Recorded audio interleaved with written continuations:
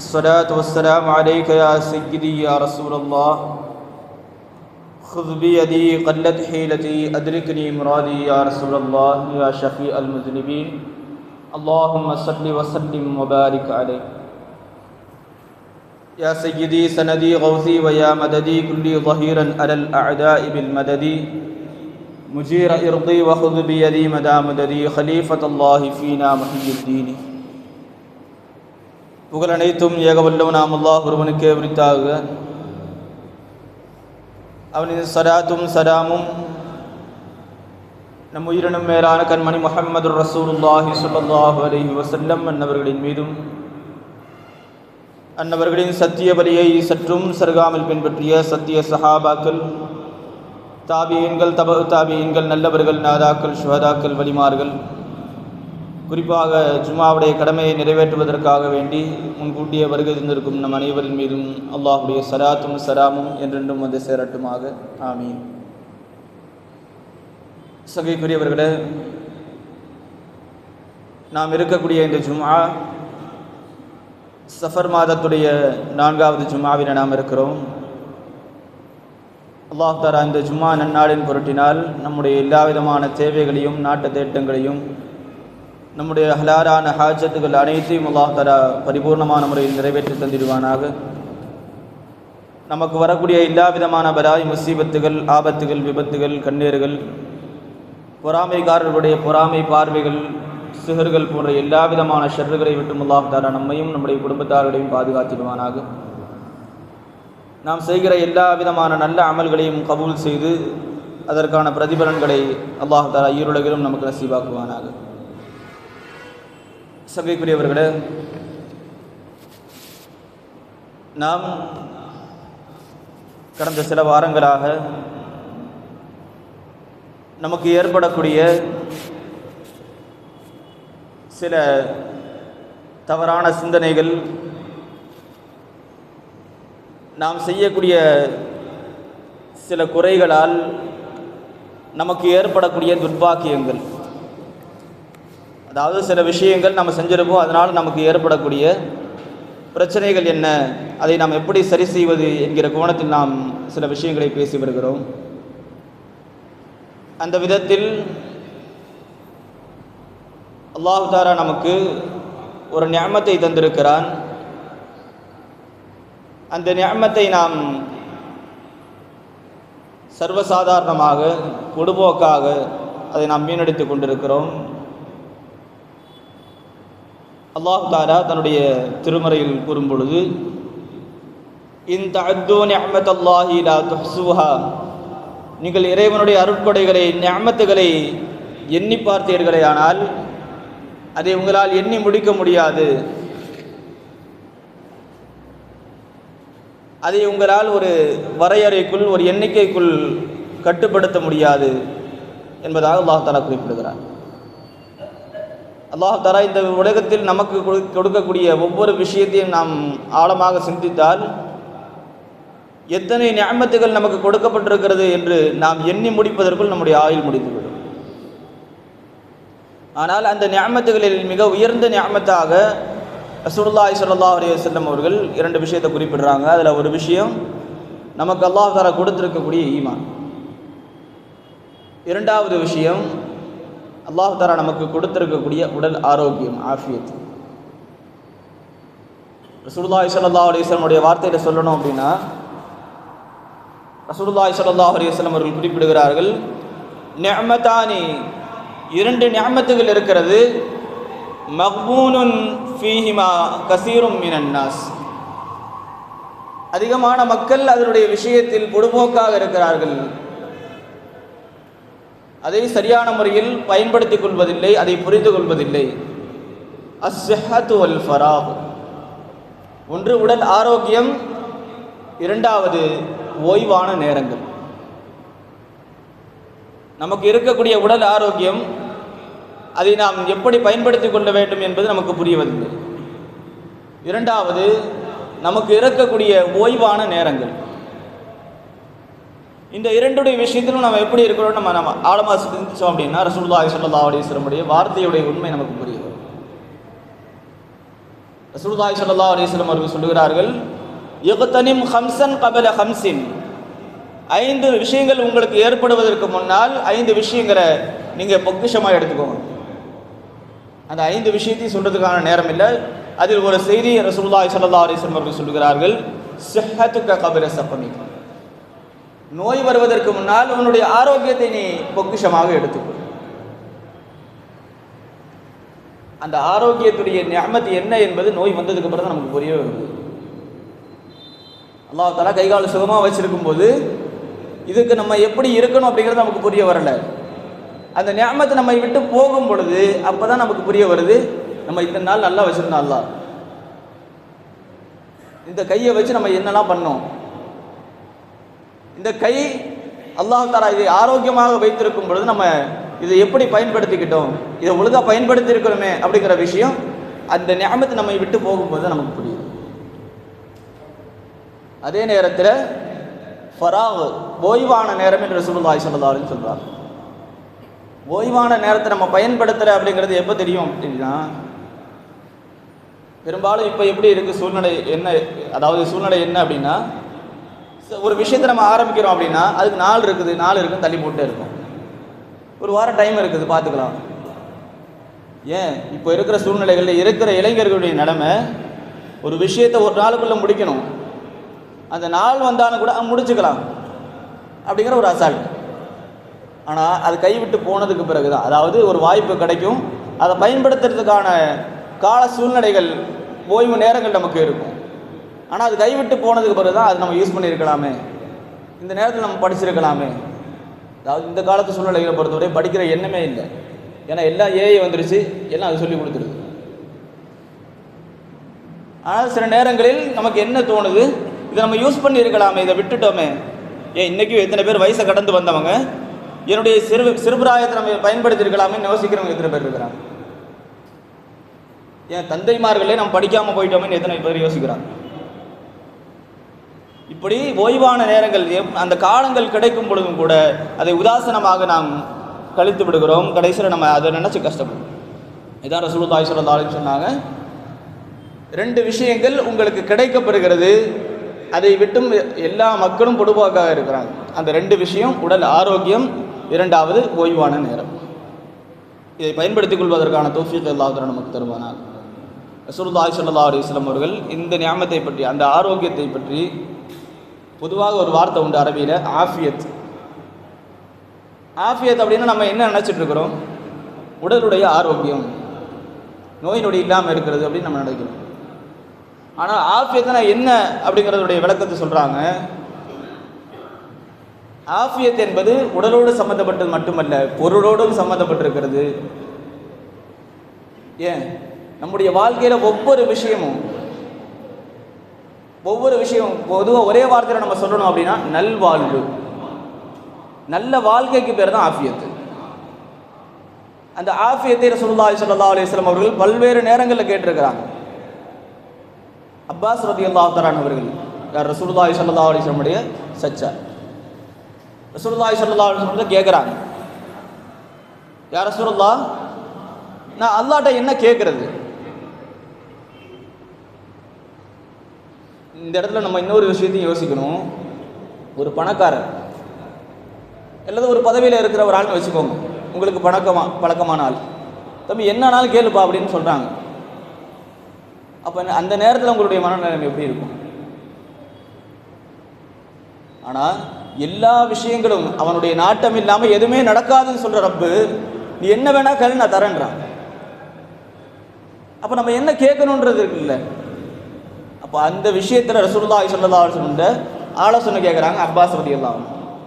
யா ரசூலுல்லாஹ், நான் என்ன கேட்கட்டும், நான் என்ன துவா செய்யட்டும்னு சொல்லி கேட்கும் பொழுது ரசூலுல்லாஹி ஸல்லல்லாஹு அலைஹி வஸல்லம் சொல்கிறாங்க, ஸலில்லாஹுல் ஆஃபியா, நீங்கள் அல்லாஹ் இடத்துல ஆஃபியத்தை கேளுங்கன்றாங்க. சரி கேட்டாச்சு, ஒரு துவா சொல்லி கொடுத்துட்டாங்க. இன்னும் சில நாள் கழிச்சு அதே அப்பாஸ் ரலியல்லாஹு அன்ஹு வந்து கேட்குறாங்க, யா ரசூலுல்லாஹ், நான் என்ன துவா கேட்கட்டும்? யா ரசூலுல்லாஹ், நான் என்ன துவா கேட்கட்டும்னு சொல்லி கேட்கும்பொழுது மறுபடியும் அதே விஷயத்தை சொல்கிறாங்க, ஆஃபியத்தை கேளுங்க. மறுபடியும் சில நாள் கழிச்சு 3வது தடவை வந்து கேட்குறாங்க அப்பாஸ் ரலியல்லாஹு அன்ஹு. ரசூலுல்லாஹ் நான் என்ன கேட்கணும் அல்லாஹ்ட்டன்னு கேட்கும் பொழுது 3வது தடவை ரசூலுல்லாஹி ஸல்லல்லாஹு அலைஹி வஸல்லம் சொன்னாங்க, நீங்கள் அல்லாஹ் இடத்துல ஆஃபியத்தை கேளுங்க. அந்த நேரத்தில் 3வது ஒரு விஷயத்தை சேர்த்து சொல்கிறாங்க, சலில்லாஹில் ஆஃபியத்தை ஃபித் துன்யா வல் ஆஹிரா, நீங்கள் உலகத்திலேயும் நாளை மறுமையிலும் அல்லாஹ் இடத்துல ஆஃபியத்தை கேளுங்கன்றாங்க. அப்போ இந்த இடத்துல இன்னொரு செய்தியும் பதிவு செய்யப்படுகிறது. யார்? இப்னு உமர் ரலியல்லாஹு தஆலா அன்ஹு, அப்துல்லாஹ் இப்னு உமர் ரலியல்லாஹு தஆலா அன்ஹு அல்லது அனஸ் இப்னு மாலிக் ரலியல்லாஹு அன்ஹு நினைக்கிறேன். அனஸ் இப்னு மாலிக் ரலியல்லாஹு தஆலா அன்ஹு அவர்கள் ஒரு செய்தியை சொல்கிறாங்க. ஒரு மனிதர் இதே மாதிரி அப்பாஸ் ரலியல்லாஹு அன்ஹு வந்து கேட்ட மாதிரி ஒரு மனிதர் வந்து கேட்குறாரு, யார் சொல்லலாம் நான் என்ன துவா கேட்கட்டும் அப்படின்னு. இப்போ அந்த நேரத்துலையும் யார் ஏதோ சொல்கிறாங்க ஆஃபியத்தை கேளுங்க. அதே மாதிரி 3 தடவை சொல்லிக் கொடுத்ததுக்கு பிறகு 3வது தடவை அந்த மனிதர் வருகிறார். அந்த மனிதர் இடத்துல ரசூலுல்லாஹி ஸல்லல்லாஹு அலைஹி வஸல்லம் சொல்கிறாங்க, இதா அதைத ஃபித் துன்யா அதாவது ஆஃபியா, இந்த உலகத்தில் நீங்கள் இந்த உலகத்துடைய வாழ்க்கையில் நீங்கள் ஆஃபியத்தை கொடுக்கப்பட்டீங்கன்னா அந்த ஆஃபியத் நாளை மறுமையிலும் தொடரும் என்றார்கள் ரசூலுல்லாஹி ஸல்லல்லாஹு அலைஹி வஸல்லம். அல்லாஹ் தஆலா இந்த உலகத்திலும் நாளை மறுமையிலும் நம்மை ஆஃபியத்தோடு வைப்பார். இந்த உலகத்தில் நீங்கள் ஆஃபியத்தை கொடுக்கப்பட்டீங்கன்னா அந்த ஆஃபியத்தை எங்கேயும் தொடரும், மறுமையிலையும் தொடரும். இந்த உலகத்தில் ஆஃபியத்தோடு இருக்கிறதுனா நல்ல வாழ்க்கையோடு இருக்கிறது, அதை நம்ம அல்லாஹ்ட்ட கேட்டு வாங்கணும் அப்படின்னா அதே வாழ்க்கை நாளை மறுமையிலும் தொடரும். அல்லாஹ் தஆலா தௌஃபீக் செய்வானா. ரசூலுல்லாஹி ஸல்லல்லாஹு அலைஹி வஸல்லம் அவர்கள் எப்பவும் கேட்குற ஒரு விஷயம் இது. சையதுனா அபூபக்கர் சித்தீக் ரலியல்லாஹு தஆலா அவர்கள் எப்பவும் ஒரு துஆ கேட்பாங்க, அல்லாஹும்ம ஆஃபினி ஃபீ சம்இ, அல்லாஹும்ம ஆஃபினி ஃபீ பஸரி, அல்லாஹும்ம ஆஃபினி ஃபீ பதனி. யா அல்லாஹ் எனக்கு உடலுடைய ஆரோக்கியத்தை கொடு, எனக்கு கண் பார்வையுடைய ஆரோக்கியத்தை கொடு, என்னுடைய காதுகளின் ஆரோக்கியத்தை கொடுன்னு கேட்பாங்க.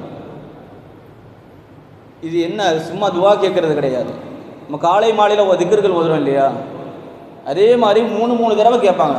3 தடவை இதை என்னது அவுராதாவை வச்சிருக்கிறாங்க அப்பாஸ், அதாவது அபூபக்கர் சித்தீக் ரலியல்லாஹு தஆலா. அப்போ அந்த நேரத்தில் தன்னுடைய மகன் அப்துர் ரஹ்மான் இப்னு அபீ பக்கர் ரலியல்லாஹு தஆலா போய் கேட்குறாங்க, நீங்கள் எதுக்கு இதை திருப்பி திருப்பி ஓதிட்டு இருக்கீங்க? காலையிலையும் ஓதுறதை பார்க்குறேன், மாலையிலையும் ஓதுறதை பார்க்குறேன், அது 3 தடவை ஓதுறீங்களே ஏன்னு சொல்லி கேட்கும் பொழுது அந்த நேரத்தில் அபூபக்கர் சித்தீக் ரலியல்லாஹு அவர்கள் சொல்லுகிறார்கள், இதே விஷயத்தை நான் இப்போ என்ன செஞ்சுட்டு இருக்கிறேனோ அதே ரசூலுல்லாஹி ஸல்லல்லாஹு அலைஹி வஸல்லம் செய்கிறதை நான் பார்த்தேன். ரசூலுல்லாஹும் காலையில் ஓதுவாங்க 3 தடவை, அதே விஷயத்தை மாலையிலையும் 3 தடவை ஓதுவாங்க.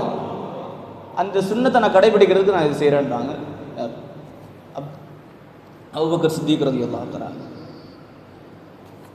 இப்போ இன்னொரு விஷயம், இந்த துவா இருக்கு இல்லையா, இந்த துவாவை கொஞ்சம் ஆழமாக சிந்திக்க வேண்டிய ஒரு விஷயம். என்ன கேட்டாங்க? பொதுவாக ஆஃபியத்தை கொடுன்னு கேட்கல, குறிப்பிட்டு 3 விஷயத்தை கேட்குறாங்க. யா அல்லாஹ் என்னுடைய உடலில் ஆரோக்கியத்தை கொடு, என்னுடைய பார்வையில் ஆரோக்கியத்தை கொடு, என்னுடைய காதுகளில் ஆரோக்கியத்தை கொடுன்னு கேட்குறாங்க. எதுக்கு உடலில் ஆரோக்கியம்? ஒரு இபாதத் செய்யணும் அப்படின்னா உடலில் ஆரோக்கியம் வேணும்.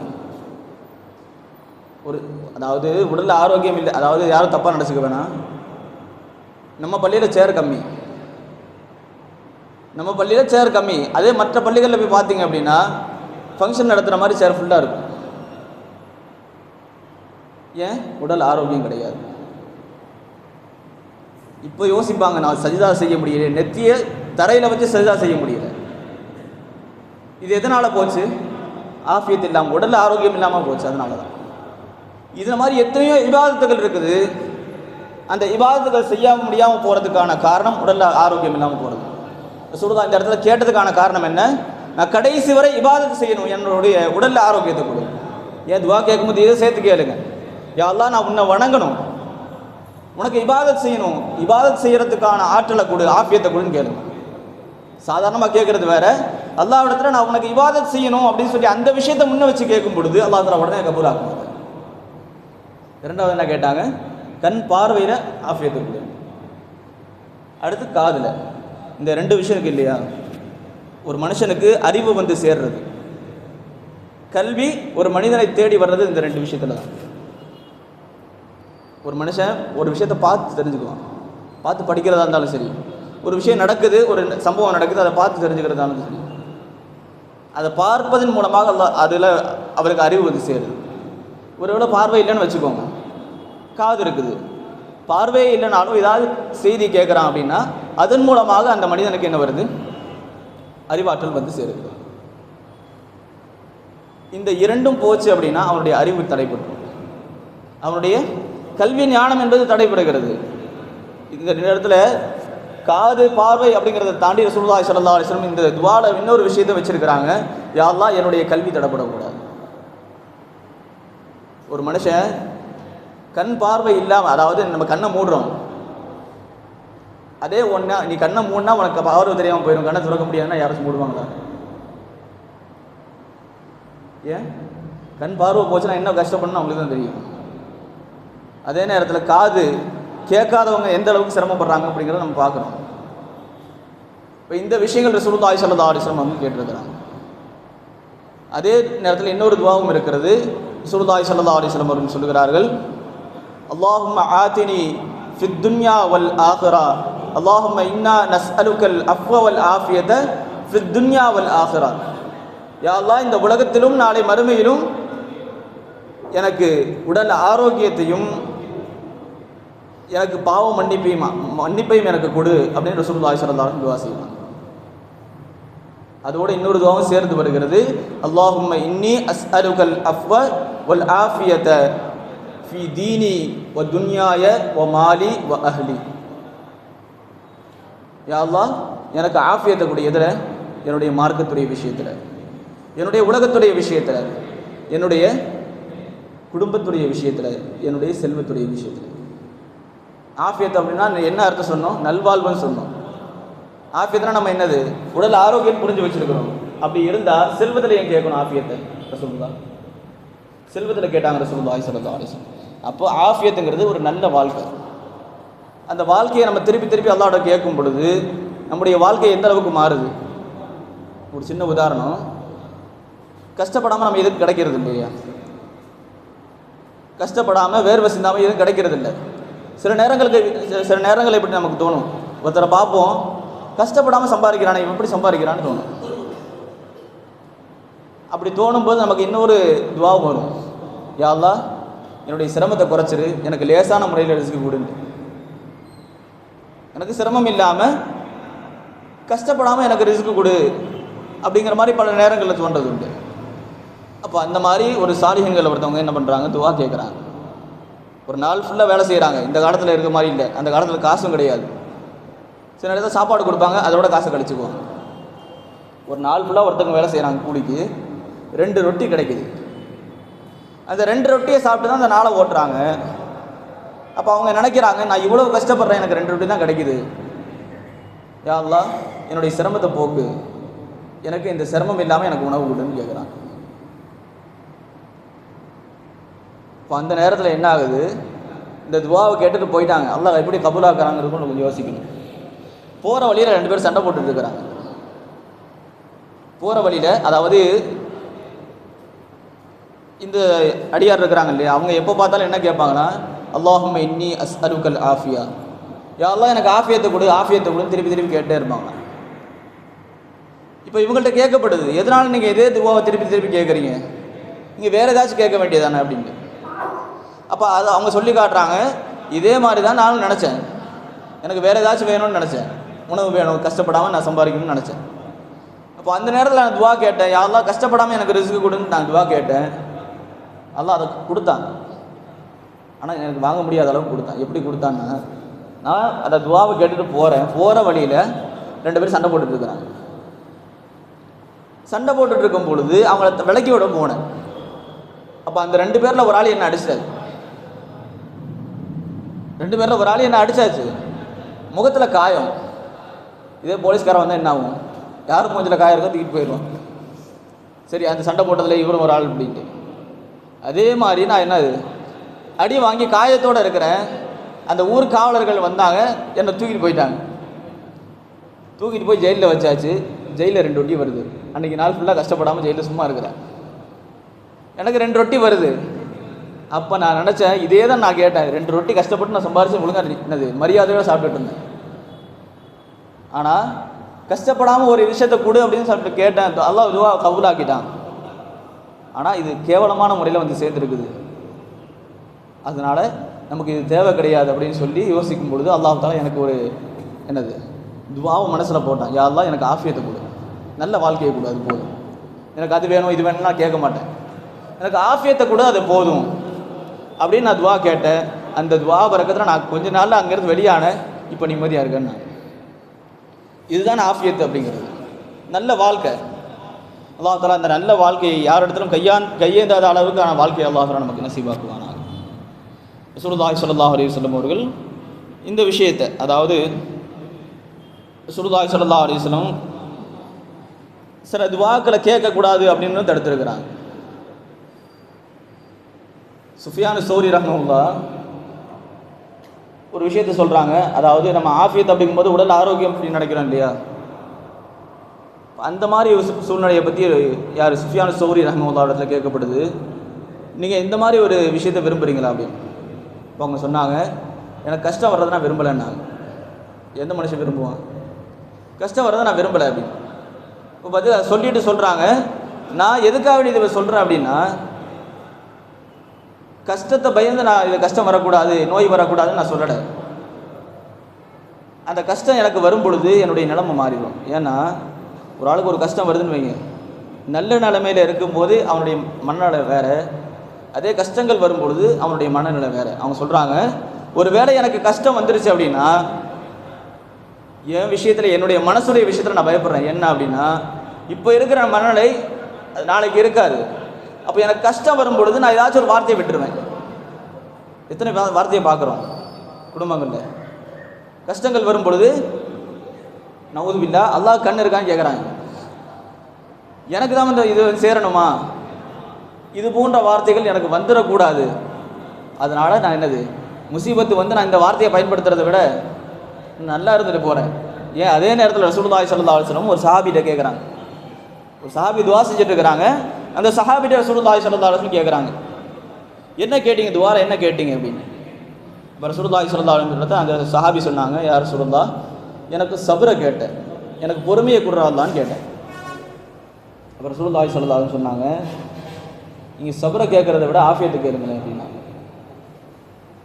அதாவது ரசூலுல்லாஹி ஸல்லல்லாஹு அலைஹி வஸல்லம் இந்த இடத்துல சொல்கிற விஷயம், நீங்கள் சப்ரை கேட்குறத விட ஆஃபியத்தை கேளுங்க. ஏன் அப்படின்னா, சபர் பொறுமைங்கிறது எங்கே வரும்?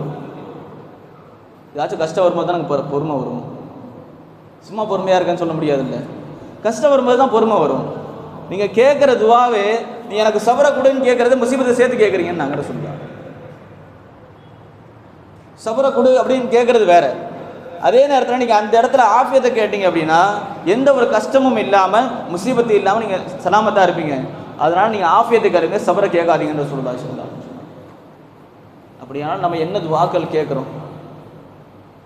அதாவது கஷ்டத்தில் என்ன வார்த்தைகள் வந்துடுது நமக்கு, அந்த வார்த்தைகள் வராமல், அதாவது வேறு நிலைமைக்கு நமக்கு நிலைமை மாறாமல் இருக்கிறதுக்கு நம்ம என்ன கேட்கணும்? மெயினாக ஆஃபியத்தை நம்ம கேட்கணும்.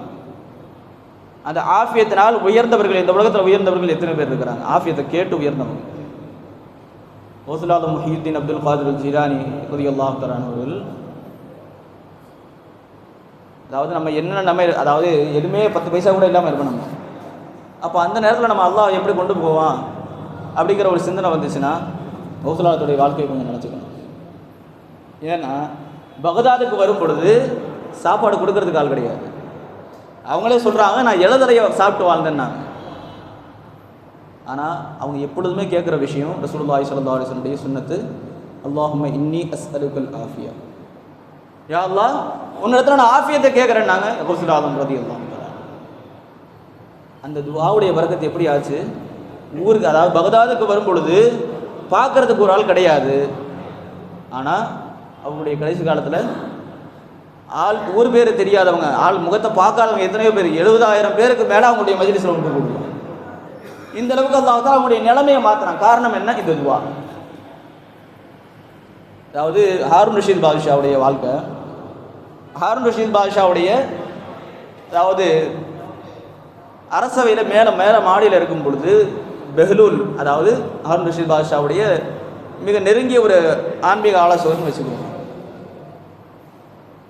அவங்க நடந்து போயிட்டுருக்குறாங்க. ஆரம்பத்தில் நடந்து போயிட்டுருக்கும் பொழுது ஹாரூன் ரஷீத் பாதுஷா என்ன பண்ணாங்களா, அதாவது இப்போ இருக்கிற காலத்தில் மாடியிலேருந்து ஒரு வாளி இறக்கி பொருள் அங்கேயும் தூக்குவாங்க தெரியுமா, அந்த மாதிரி இவங்க நடந்து போயிட்டு இருக்கும் பொழுது சிப்பாயை கூப்பிட்டு ஒரு தோணி அங்கேருந்து மாடியிலேருந்து போட்டு அப்படியே தூக்கிட்டாங்க. இவங்களுக்கு என்னது கோபம் வந்துருச்சு, இது கூப்பிட்ற முறை கிடையாது. இதே ஒரு ஆள் நம்மளை பார்த்து கூப்பிடும்போது கையை நீட்டி கூப்பிடும்போது நமக்கு கொஞ்சம் கோபம் வரும். ஆனால் இவங்களை எப்படி கூப்பிடப்படுது? எந்த ஒரு பேச்சும் இல்லை, நேராக போய் மேலே தூக்கியாச்சு.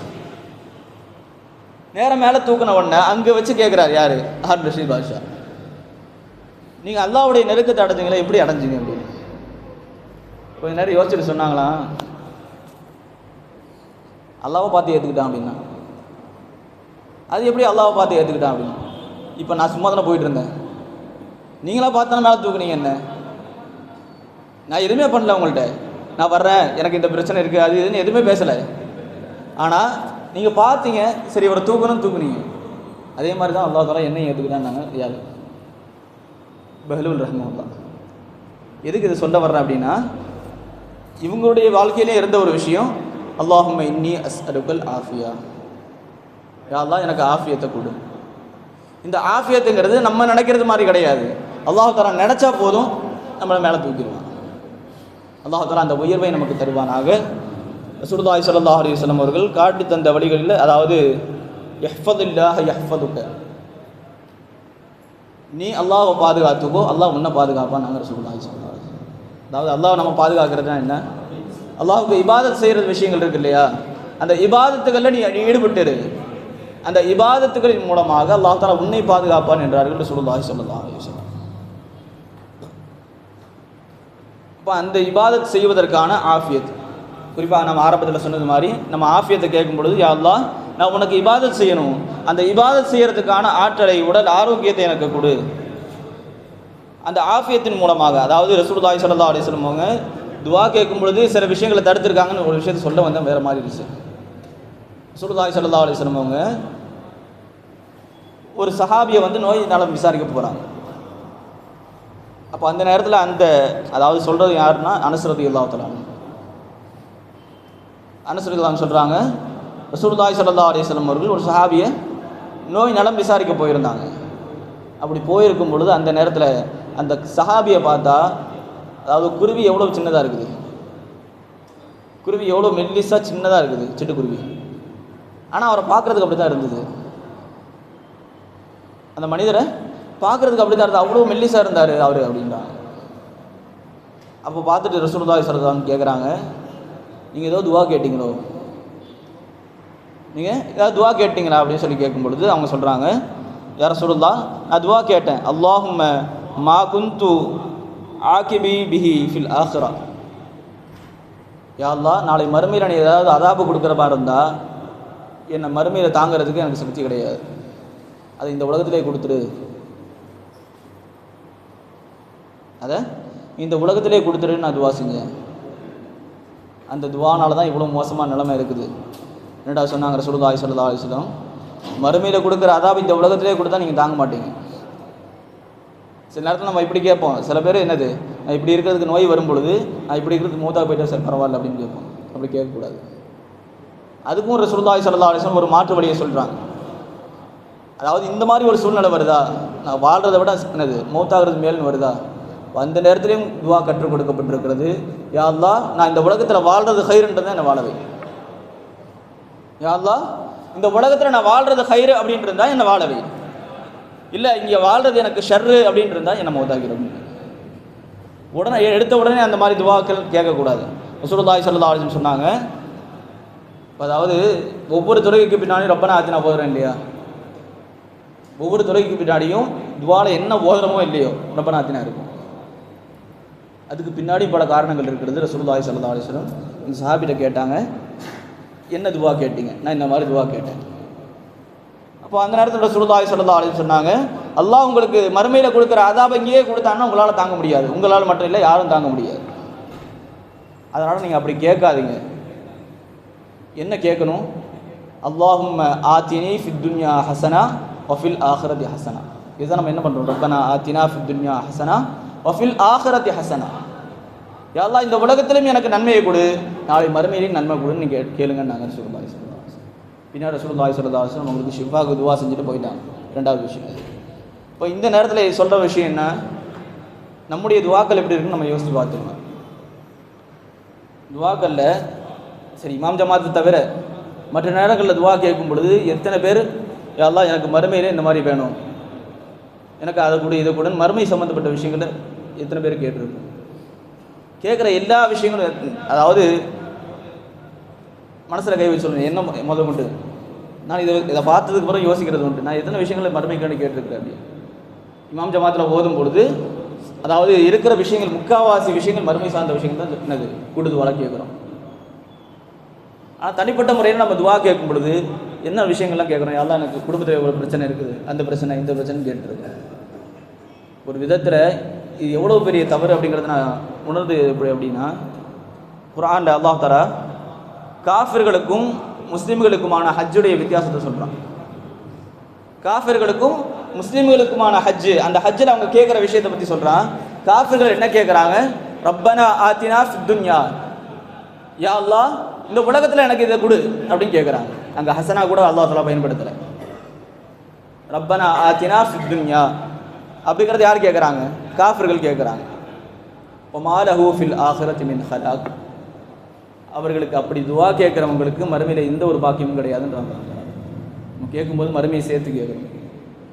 நல்லா ஞாபகம் வச்சுக்கணும். என்ன துவா கேட்டாலும் அந்த நேரத்தில் கடைசியில் மறுமையுடைய துவாவையும் சேர்த்துக்கணும்.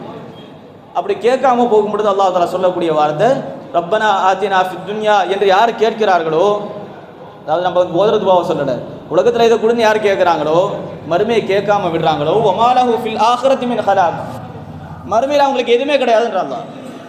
அதை சொல்லிட்டு அடுத்தது சொல்கிறான், ரப்பனா வமினன் நாஸி மை யகூலு ரப்பனா ஆத்தினா ஃபித் துன்யா ஹஸனா வஃபில் ஆখিরাতি ஹஸனா, யா அல்லாஹ் இந்த உலகத்திலே எனக்கு நன்மையை கொடு, நாளை மறுமையிலும் நல்லதை கொடு அப்படின்னு யார் கேட்குறாங்களோ அல்லாஹ் தஆலா அவர்களை உயர்த்தி வைக்கிறார்.